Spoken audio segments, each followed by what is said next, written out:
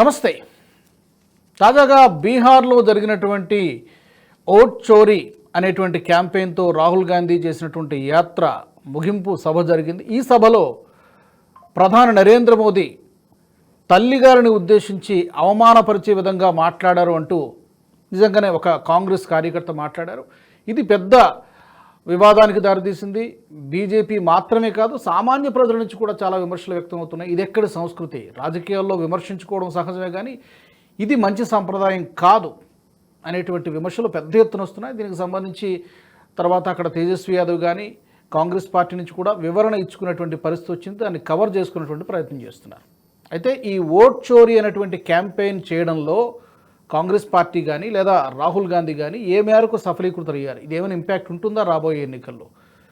And స్వయంగా ప్రధాని మోదీనే ఈ యొక్క అంశాన్ని ప్రస్తుతిస్తూ మాట్లాడడం కూడా జరిగింది. ఈ అంశాన్ని గురించి బ్రీఫ్గా అనలైజ్ చేసే ప్రయత్నం చేద్దాం. నాతో స్టూడియోలో అందుబాటులో ఉన్నారు సీనియర్ జర్నలిస్ట్ పార్థసారథి గారు. పార్థసారథి గారు నమస్తే. నమస్కారం. నిజంగా ఇది మంచి కల్చర్ అయితే కాదు. అంటే రాహుల్ గాంధీ మాట్లాడకపోయినా లేదు తేజస్వి యాదవ్ మాట్లాడకపోయినా వాళ్ళ ఆధ్వర్యంలో జరిగిందే కాబట్టి డెఫినెట్గా వాళ్ళు బాధ్యత తీసుకోవాల్సిందే. మేము ఎస్కేప్ అవుతాం అనడానికి లేదు. సో దీన్ని ఎలా చూస్తారు? ఇప్పుడు కాంగ్రెస్ పార్టీ గత 10-15 సంవత్సరాల్లో చాలా సందర్భాల్లో తాను ఓడిపోతున్నానన్న అసహనంతో ఇటువంటి తప్పులు చేస్తోంది.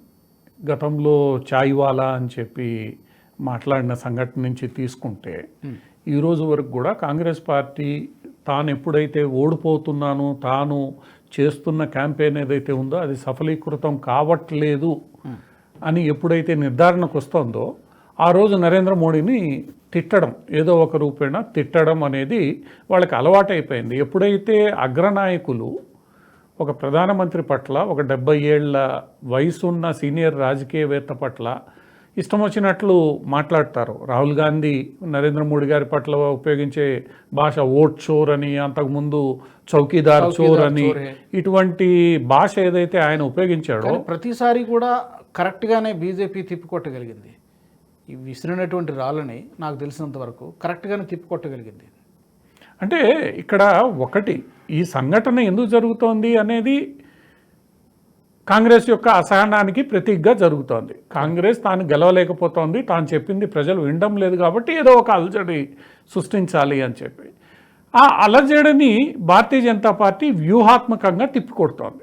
ఎందుకంటే ఎంత లేదన్నా నరేంద్ర మోడీ పట్ల ప్రజల్లో ఒక రకమైన గౌరవ భావం ఉంది. ఈరోజు భారతదేశ ప్రజల్లోనే కాదు, ప్రపంచవ్యాప్తంగా నరేంద్ర మోడీ ట్రంప్కి వ్యతిరేకంగా నిలబడిన తీరు పట్ల అందరూ, ఈవెన్ అమెరికాలో నరేంద్ర మోడీని వ్యతిరేకించిన డెమోక్రాట్లు, లిబరల్స్ కూడా ఈరోజు ఆయన గొప్పవాడని చెప్పి పొగిడే పరిస్థితి ఉంది. ఒక దేశం కోసం అన్నీ వదులుకొని, ఆయనకేమీ అక్కడ కుటుంబం లేదు, ఇంకోటి లేదు, అవినీతి ఆరోపణలు లేవు, ఏమీ లేని వ్యక్తి, దేశం కోసం పనిచేస్తున్న వ్యక్తి మీద ఇటువంటి దిగజారుడు వ్యాఖ్యలు చేయడం అంటే కాంగ్రెస్ అసహనానికి ప్రతీక. అది అగ్రనాయకత్వమే చేసినప్పుడు కింద స్థాయి కార్యకర్తలు ఇంకాస్త దిగజారిపోయి మాట్లాడతారు. అదే జరిగింది ఇక్కడ ఈరోజు జరిగింది. దీనికి కారణం ఎవరు? కారణం, బాధ్యత రాహుల్ గాంధీనే. రాహుల్ గాంధీ ఎలా ప్రవర్తిస్తున్నాడో ఆయన చూసి కార్యకర్తలు ఇంకాస్త దిగజారి ప్రవర్తిస్తున్నారు తప్ప, అంతేగాని రాహుల్ గాంధీ మొట్టమొదటి రోజే దీన్ని ఖండించి ఇది మంచి పద్ధతి కాదు, మంచి సాంప్రదాయం కాదు అని అనుంటే పెరిగేది కదా, అతనికి గౌరవం పెరిగేది. ఇటువంటి ఏదైతే అవమానీయ సంఘటనలు ఏవైతే ఉన్నాయో అవి జరిగేవి కాదు. సో ఏదేమైనప్పటికీ భారతీయ జనతా పార్టీ గతంలో ఇలాంటి సంఘటనల్ని ఎంత వ్యూహాత్మకంగా, ఎంత తమకు అనుకూలంగా మలుచుకొని కాంగ్రెస్ పార్టీ అసహనంతో దిగజారుడుతనాన్ని ప్రజలకి స్పష్టంగా తెలియజేసే ప్రయత్నం చేసింది. ఈసారి స్వయంగా ప్రధానమంత్రి దాని మీద మాట్లాడడం కాంగ్రెస్ పార్టీ యొక్క దిగజారుడుతనాన్ని స్పష్టంగా ప్రపంచం ముందుకు తీసుకొని రావడం. ఇప్పుడు దీన్ని ప్రతిపక్ష నాయకులు ఇద్దరు, రాహుల్ గాంధీ కానీ తేజస్విని యాదవ్ గారు కానీ వీళ్ళు అడిగినప్పుడు మీడియా వాళ్ళు, ఆ గతంలో అది జరిగినప్పుడు ఆయన ఎక్కడున్నాడు, రేవన్న సంఘటన జరిగినప్పుడు ఆయన ఎక్కడున్నాడు, ఇది ఏదో తాము చేసిన దాన్ని కప్పిపుచ్చుకునే ప్రయత్నం తప్ప, తప్పు జరిగింది అని గౌరవంగా అంగీకరించి ఉంటే, ఎందుకంటే తల్లి అనేది భారత సంస్కృతిలో ఒక చాలా గౌరవప్రదమైన స్థానం. అది ఆ తల్లి ఎటువంటి తల్లి అయినప్పటికి కూడా అది చాలా గౌరవప్రదమైన స్థానం. ఆ స్థానాన్ని కించపరచడం అనేది, అది ముఖ్యంగా చిన్నప్పటి నుంచి ఒక పేదరికంతోనో కష్టపడో మధ్యతరగతి వర్గంలో కింద మీద పడి ఒక తల్లి తన బిడ్డల్ని పైకి తీసుకొచ్చిన వేళ, అది కూడా ప్రధానమంత్రి స్థాయికి ఆ వ్యక్తి ఎదిగిన తర్వాత ఆ తల్లి ఎంత కష్టపడి ఉంటుందో, సరే ఎవరికైనా తల్లే. అటువంటి మాటలు మాట్లాడినప్పుడు రాహుల్ గాంధీ కానీ తేజస్వి యాదవ్ కానీ వెంటనే ఖండించుంటే బాగుండేది. కానీ వాళ్ళకి నరేంద్ర మోడీ గారు దీనికి సమాధానం ఇస్తూ వీళ్ళిద్దరూ ఎంత దిగజారిపోయారో మనకు అర్థమవుతూనే ఉంది. వీళ్ళ సంస్కృతి, ఎందుకంటే వీళ్ళకి కష్టం తెలియదు, వీళ్ళిద్దరూ గోల్డెన్ స్పూన్తో పుట్టారు కాబట్టి ఒక తల్లి ఎంత కష్టపడుతుంది, ఆ తల్లి ఎన్ని బాధలు అనుభవిస్తుంది ఒక తన బిడ్డల్ని పైకి తీసుకురావడం అనేది వాళ్ళకి తెలియదు. అందువల్ల వాళ్ళు ఇలానే ప్రవర్తిస్తారు అని కూడా ఆయన వ్యాఖ్యానించడం జరిగింది. అంటే ఒక రకంగా తల్లిదండ్రులు పడే కష్టం మీకు తెలియదు, ఎందుకంటే మీరు పుట్టడమే ఆ స్థాయిలో గోల్డెన్ స్పూన్తో పుట్టారు మీరు. సో మీరు కూడా అదే దిగజాడు. నిన్నగాక మొన్న రాహుల్ గాంధీ మోడీ చైనా పర్యటనలో ఉన్నప్పుడు చైనాలో కూడా ఆయన్ని ఓట్ చోర్ అనే పిలుస్తారు. ఆయన ఓట్ చోర్ అనే ఈరోజు ప్రతి చోట పాపులరు అని మాట్లాడడం అనేది ఏదైతే ఉందో అది అంత సంస్కారంతో కూడిన వ్యాఖ్య కాదు.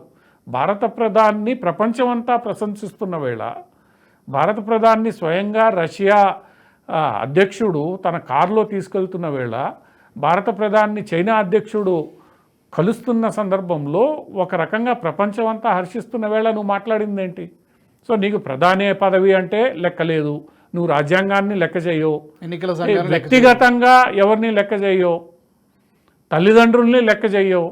అదే నీ తల్లినంటే నువ్వు ఊరుకుంటావా అని కొంతమంది కార్యకర్తలు ప్రశ్నించడం జరిగింది.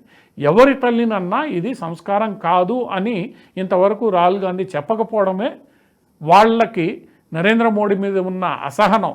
అది ఈరోజు కాదు, ఆయన గుజరాత్ ముఖ్యమంత్రిగా ఉన్నప్పటి నుంచి ఆయన్ని రాక్షసుడని, మనుషుల్ని చంపేవాడని రకరకాలుగా మాట్లాడింది కాంగ్రెస్ పార్టీ. సో ప్రధానమంత్రి కూడా వీళ్ళు నన్ను తిట్టే కొంది అవన్నీ నాకు దీవెనలే, నేను ఎదుగుతూనే ఉంటానని చెప్పి ఆయన అంటూనే ఉన్నాడు, వీళ్ళు తిడుతూనే ఉన్నారు. తిట్టిన ప్రతిసారి ఆయన మళ్ళీ గెలుస్తూనే ఉన్నాడు. సో ఈసారి బీహార్ ఎన్నికల ఫలితం ఎలా ఉండబోతోంది అనేది మనకి ఈ మొత్తం సంఘటన మరోమారు స్పష్టంగా మన ముందు తీసుకొచ్చి కూర్చోబెట్టేశాను. కరెక్ట్. ఎన్నికల్లో గెలవడానికి ఇంత దిగజారాల్సిన పరిస్థితి అవసరం లేదు. ఆ విషయం ఒక్కసారిగా కాంగ్రెస్ కానీ ఆర్జేడీ దిగింది అని అంటే వాళ్ళల్లో ఉన్న అసహనం, మేము ఓడిపోతున్నామన్న వాస్తవాన్ని జీర్ణించుకోలేని ఏదైతే మనస్తత్వం ఉందో అది ఈరోజు ఇంకా రాబోయే రోజుల్లో ఇంకా, ఎందుకంటే అది బీహార్, రాబోయే రోజుల్లో ఇంకా ఎంత దిగజారుతనాన్ని మనం చూడబోతామో, చూడాల్సి వస్తుందో వేచి చూడాల్సిందే. అదే మోదీ ఇంటి పేరు గల వాళ్ళందరూ దొంగలే అనేటువంటి మాట మాట్లాడినప్పుడు అతను సభ్యత్వం పోయింది. తర్వాత మళ్ళీ ఏదో కోర్టుకి వివరణ ఇచ్చుకొని క్షమాపణ చెప్పి మళ్ళీ బెయిల్ తీసుకున్నాడు. పై కోర్టుకి వెళ్ళి బెయిల్ తీసుకున్నాడు. ఆ కేసు నడుస్తూనే ఉంది. చౌకీదార్ చోరీ అని అన్నది కూడా బూమరాంగ్ అయింది. అతను చేసిన ప్రధానమంత్రి మోదీని టార్గెట్ చేసిన ప్రతిసారి కూడా కాంగ్రెస్ పార్టీకి, రాహుల్ గాంధీకి ఎదురుదెబ్బ తగిలింది. అది ప్లస్ అయింది ఒక విధంగా చెప్పాలంటే. బీజేపీ వ్యక్తిగతంగా ఎప్పుడైతే టార్గెట్ చేస్తున్నారో ఆ రోజు ఎదురు దెబ్బ తగులుతుంది. కరెక్ట్. ఎందుకంటే నువ్వు వ్యక్తిగతంగా ఒక మనిషిని నువ్వు కించపరిస్తే అది నీకు ఎదురు దెబ్బ తగులుతుంది. నువ్వు సిద్ధాంతపరంగా ఒక సమస్యల పరంగా నువ్వు ఎదురుదాడి చేయి, ప్రశ్నించు, అది ప్రతిపక్ష నాయకుడిగా నీ హక్కు. అది చేయకుండా నువ్వు దొంగ, నువ్వు ఇది, నీ తల్లి ఇది, నువ్వు ఇంకోటి అని మాట్లాడితే అది ప్రజలు, సాధారణ ప్రజలు కూడా హర్షించరు. అదే జరుగుతోంది ప్రతి ఎన్నికల్లో. నరేంద్ర మోడీ గారు ముఖ్యమంత్రి ఉన్నప్పటి నుంచి వీళ్ళు ఇలా వ్యక్తిగతంగా విమర్శించే కొద్దీ ఆయన ఎదుగుతూనే ఉన్నాడు. ప్రజలు ఆయన వెనకాల నిలబడుతూనే ఉన్నారు. ఇప్పటికైనా కాంగ్రెస్ పార్టీకి బుద్ధి రావాలి. ఆ బుద్ధి ఇప్పట్లో రాహుల్ గాంధీ అక్కడ కీలక స్థానంలో ఉన్నంత వరకు వచ్చే ప్రసక్తి లేదు, వచ్చేటట్లు మనకు కనిపించట్లేదు. మరి చూద్దాం, ఇంకా రాహుల్ గాంధీ మనస్తత్వం మారితే దేవుడి దయ వల్ల అప్పుడన్నా భారతదేశ రాజకీయాల్లో కాంగ్రెస్ పార్టీ భవిష్యత్తు మారుతుందేమో చూడాలి. ఒక విధంగా బీజేపీ కూడా ఏమనుకుంటుందంటే, నాకు తెలిసి రాహుల్ గాంధీనే అక్కడ ఉండాలి ఆ హోదాలో, సో దట్ మాకు ఎన్నికల్లో గెలవడం మరింత సులభం. ఎందుకంటే ప్రత్యర్థి బాగా తెలిసినప్పుడు, అతని బలహీనతలు అన్నీ తెలిసినప్పుడు చాలా ఈజీ అతను ఎదుర్కోవడం. ఇప్పుడు రాహుల్ గాంధీ ప్లేస్లో మరొకరు వచ్చారనుకోండి, మళ్ళీ వీళ్ళ వ్యూహాలు మార్చుకోవాల్సి ఉంటుంది.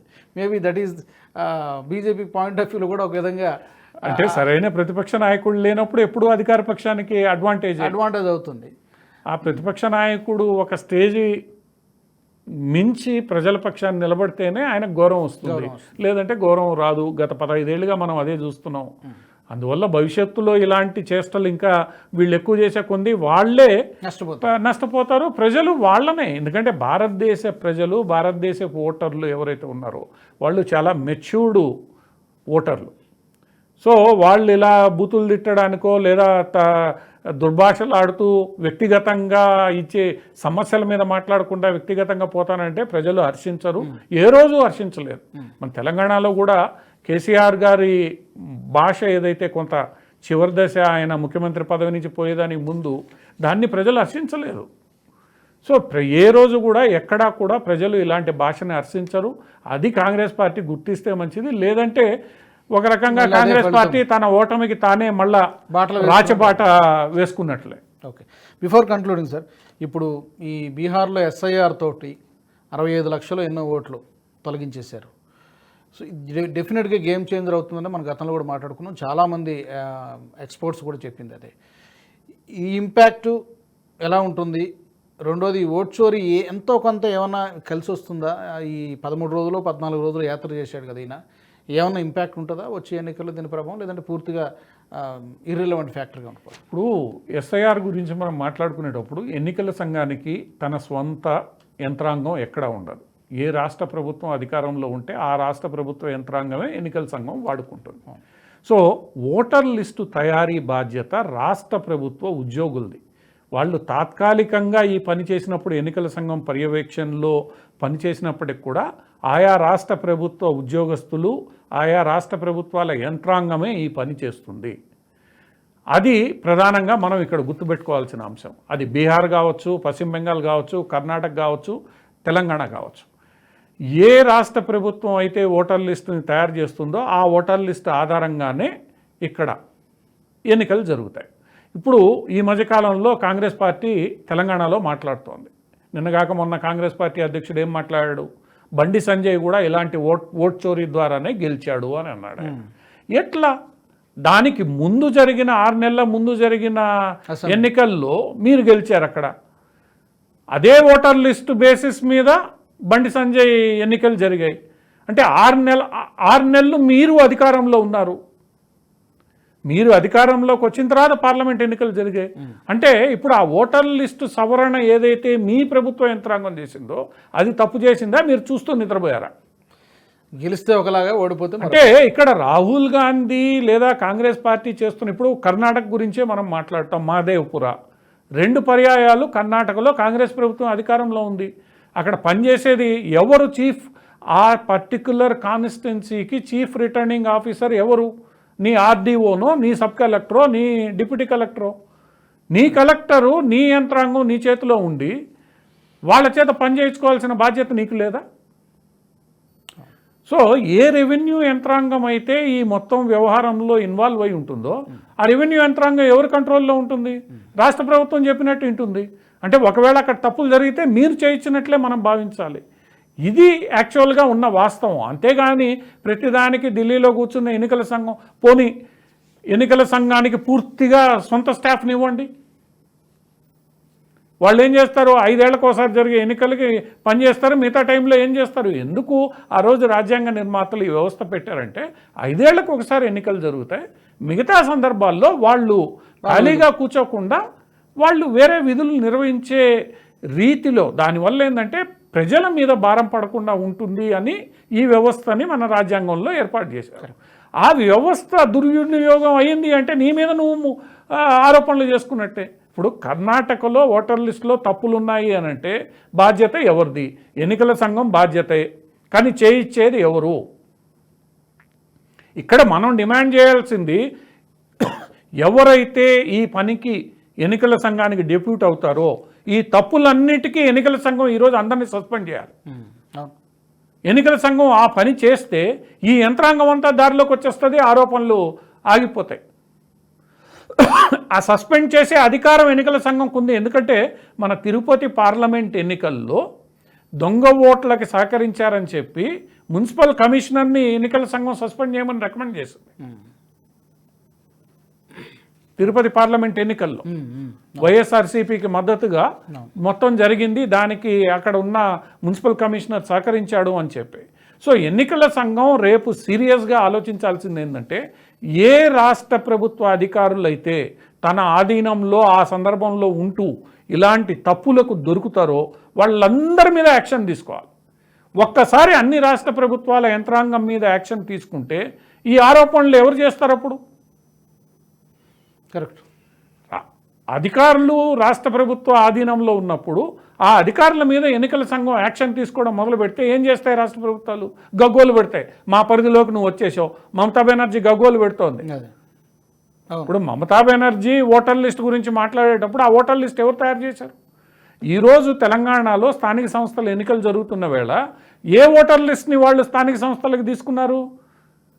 గత పార్లమెంట్ ఎన్నికలకి తయారైన ఓటర్ లిస్ట్నే ఈరోజు స్థానిక సంస్థలకు కూడా తీసుకుని అడాప్ట్ చేసుకున్నారు. అది ప్రొసీజరు. మరి ఈరోజు నువ్వు వాడే మహేష్ యాదవ్ మన కాంగ్రెస్ అధ్యక్షుడు చెప్పినట్టు, రాష్ట్ర కాంగ్రెస్ అధ్యక్షుడు, అది తప్పైనప్పుడు నువ్వు ఎందుకు అడాప్ట్ చేసుకున్నావు? నువ్వు సపరేట్ లిస్ట్ తయారు చేసుకో. వద్దనింది ఎవరు? యంత్రాంగం నీదే. ఆ లిస్ట్ తప్పు, నువ్వు సపరేట్ లిస్ట్ చేయి. ధైర్యం ఉంటే సపరేట్ లిస్ట్ చేసి ఆ లిస్ట్ ప్రకారం నువ్వు పెట్టు. ఆ పని చేయరు మళ్ళీ కేవలం. ఇప్పుడు ఈ స్పెషల్ ఇంటెన్సివ్ రివిజన్ అయితే ప్రతి చోట, ఇప్పుడు నిన్నగాక మొన్న మన రాష్ట్ర తెలంగాణలో కూడా ఎన్నికల సంఘం స్పెషల్ ఇంటెన్సివ్ రివిజన్కి నోటిఫికేషన్ ఇచ్చింది. దానికి సంబంధించిన ప్రక్రియ జరగబోతోంది. స్పెషల్ ఇంటెన్సివ్ రివిజన్ అనేది ప్రతి 2 ఏళ్లకో 3 ఏళ్లకో ఒకసారి జరిగేదే. ఎందుకంటే కొత్తగా వచ్చే ఓటర్లను చేర్చుకోవడం, మారిపోయిన ఓటర్లను తీసేయడం, ఓటర్ లిస్టు ప్రక్షాళన చేయడం ఇది రెగ్యులర్గా జరిగే అంశం. ఇక్కడ కాంగ్రెస్ పార్టీకి ధైర్యం ఉంటే కాంగ్రెస్ పార్టీ ఆధార్ని ఓటర్ లిస్టుతో, ఓటర్తో ఐడితో లింక్ చేయడానికి అనుమతించాలి.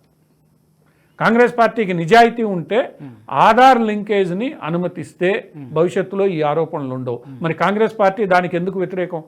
అట్లా వ్యతిరేకం అని చెప్తూనే ఈరోజు ఆధార్ కార్డుని ఒక ఐడెంటిటీ కార్డుగా ఎట్లా తీసుకుంటారు? సో కాంగ్రెస్ పార్టీ మొత్తం వ్యవహారంలో చేస్తున్న సెల్ఫ్ గోల్ ఏదైతే ఉందో అది ప్రజలకు అర్థమైంది. బీహార్లో అదేదో ఆయన 13 రోజుల యాత్ర 14 రోజుల యాత్ర చేసినంత మాత్రాన దానివల్ల జరిగే ఉపయోగం ఏం లేదు. ఓకే, విల్ సీ, చూద్దాం. రాబోయే ఇంకా 2-3 నెలల సమయం తక్కువగానే ఉంది. 2-3 నెలల్లో ఇంకా ఎన్ని స్టేట్మెంట్స్ వస్తాయి, ఎలాంటి పరిణామాలు చూస్తాం అనేది wait and see. Thank you very much Parthasarathy garu. మరి ఈ అంశానికి సంబంధించి మీ అభిప్రాయాలు కూడా తప్పకుండా మాకు కామెంట్స్ రూపంలో తెలియచేయండి. ఈ రాహుల్ గాంధీ చేసినటువంటి ఈ యాత్ర, ఓట్ చోరీ యాత్ర ఏమైనా ప్రభావం చూపిస్తుంది? అలాగే ప్రధానమంత్రి తల్లిపైనే ఈ విధమైనటువంటి దూషణలు చేయడం, మాట్లాడడం ఎంతవరకు సబబు, ఎంతవరకు సమంజసం? ఇది ఎలాంటి ప్రభావం చూపిస్తుంది, ఇంపాక్ట్ చూపిస్తుంది? దీనికి సంబంధించి కూడా మీరు మీ అభిప్రాయాన్ని తప్పకుండా తెలియచేయచ్చు. తప్పకుండా NHTV గ్రూప్ ఆఫ్ ఛానల్స్ని సబ్స్క్రైబ్ చేసుకోండి. జై హింద్.